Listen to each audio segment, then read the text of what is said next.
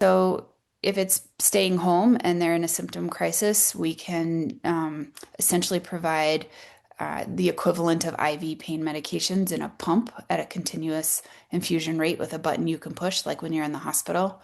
We can do that at home. We can support TPN, which is basically IV nutrition or tube feedings if somebody is coming home with that. Not necessarily forever, but if there is a goal that somebody's only method of receiving nutrition is via the IV and they have a particular goal that's not too far off, we'll support that.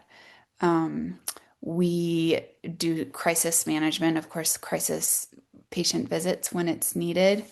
We do some PT, OT, and speech therapy in the home, which all hospices are required to do, but we can get creative about how to prolong that support for some patients because that's a really hard thing for people to give up.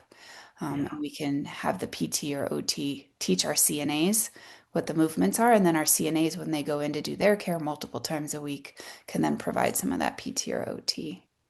Um, we have brought somebody home before on pressors, which is an IV medication to keep your blood pressure up. It's essentially life support. But we had a patient who otherwise wouldn't have made it out of the hospital and really wanted to say goodbye to their dog.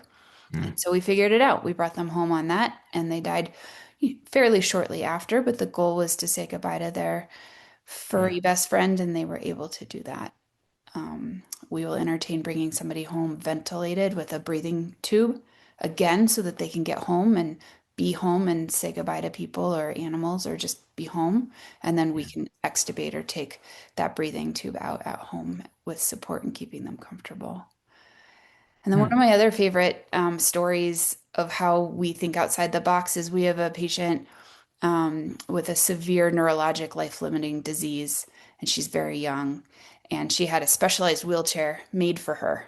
And it's the only way that her mom could get her in and out of bed to feed her